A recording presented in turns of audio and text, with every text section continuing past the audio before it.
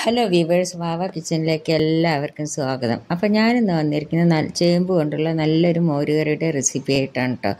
ഇന്ന് ഉച്ചയ്ക്ക് ചോറിന് ഞാൻ ഈ മോരുകറിയാണ് ഉണ്ടാക്കുന്നത്. അപ്പോൾ അത് ഞാൻ നിങ്ങളായിട്ടും കൂടി ഒന്ന് ഷെയർ ചെയ്യാമെന്ന് വെച്ചു.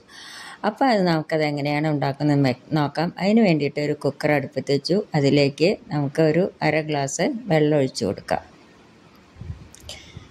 വെള്ളം ഒഴിച്ചു കൊടുത്തു. അതിലേക്ക് ഞാൻ ചേമ്പ് നേരേക്ക് എടുത്തതാണ്, അത് നമുക്കിതിലേക്ക് ഇട്ട് കൊടുക്കാം. ഇപ്പം ചില ചേമ്പ് ചൊറിച്ചിലുണ്ടാവും കേട്ടോ. ചൊറിച്ചിലുണ്ടാവുകയാണെങ്കിൽ നമ്മൾ ഈ കയ്യിൽ കുറച്ച് വെളിച്ചെണ്ണ ഒഴിച്ചിട്ട് ചേമ്പ് നേരേക്ക് എടുത്താൽ മതി. ഇനി ഇതിലേക്ക് നമുക്ക് കുറച്ച് ഉപ്പിട്ട് കൊടുക്കാം. പിന്നെ മഞ്ഞൾപ്പൊടി ഒരു ലേശം മാത്രം, കുറച്ച് മാത്രം മഞ്ഞൾപ്പൊടി ഇട്ട് കൊടുക്കാം. എന്നിട്ട് ഒരു ഹൈ ഫ്ലെയിമിൽ ഒരു വിസിലും ലോ ഫ്ലെയിമിൽ ഒരു 2 വിസിൽ വന്നാൽ മതി കേട്ടോ. ഞാൻ വിസിലൊന്ന് വരട്ടെ. അപ്പോഴേക്കും നമുക്കത് ആ ചേമ്പ് വേകുമ്പോഴേക്കും നമുക്കതിലേക്ക് നാളികേരവും പച്ചമുളകും കുരുമുളകും പിന്നെ ജീരകം 1/4 സ്പൂൺ ജീരകം, ഒരു 3 ടേബിൾ സ്പൂൺ നാളികേരം എടുത്തിട്ടുണ്ട്. അത് നമുക്ക് അരച്ചെടുക്കാം. അപ്പം ഇപ്പോൾ കുക്കറിൽ ചേമ്പ് വെന്തോന്ന് നോക്കാം. ചേമ്പ് നല്ലപോലെ വെന്തിട്ടുണ്ട്. ഹൈ ഫ്ലെയിമിൽ ഒരു വിസിലും ലോ ഫ്ലെയിമിൽ 2 വിസിലാണ് കേട്ടോ വന്നത്.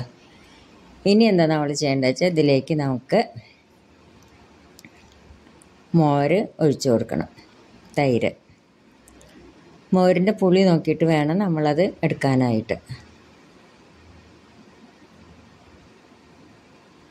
ഇതിപ്പോൾ ഒരുവിധം പുളിയുള്ള മോരാണ്. അപ്പോൾ ഞാൻ അതിൽ കുറച്ച് മിക്സിയിലിട്ട് അടിച്ചിട്ട് ഒന്ന് ലൂസാക്കിയിട്ടാണ് ഞാൻ അതിൽ ഒഴിച്ചു കൊടുക്കുന്നത്.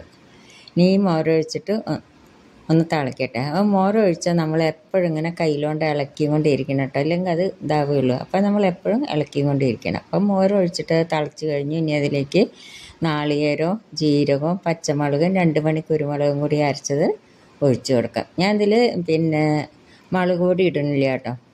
മുളക് പൊടി ഇടാതെ ഞാൻ ഈ മോരുകൂട്ട ഉണ്ടാക്കാറ് ഞാൻ.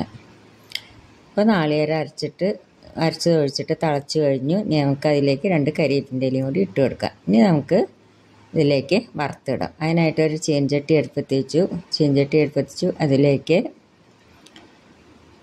ഒരു 1/4 സ്പൂണ് കടുക്, പിന്നെ കടുകൊന്ന് പൊട്ടട്ടെ.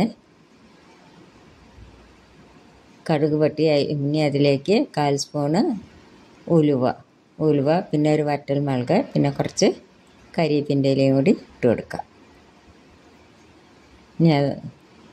ഞാൻ മൂത്തിട്ട് നമുക്ക് ഈ കറിയിലേക്ക് ഒഴിച്ചു കൊടുക്കാം. അപ്പോൾ കറിയിലേക്ക് ഒഴിച്ചു കൊടുത്തു. നല്ല ടേസ്റ്റാണ് കേട്ടോ ഈ മോരുകൂട്ടൻ ചോറിൻ്റെ കൂടെ കഴിക്കാനായിട്ട്. ഞാൻ ഇതിൽ മുളക് പൊടി ഇടുന്നില്ല. അപ്പം നമ്മുടെ മോരുകൂട്ടൻ റെഡിയായി. എല്ലാവരും ഇതൊന്ന് ട്രൈ ചെയ്ത് നോക്കണം.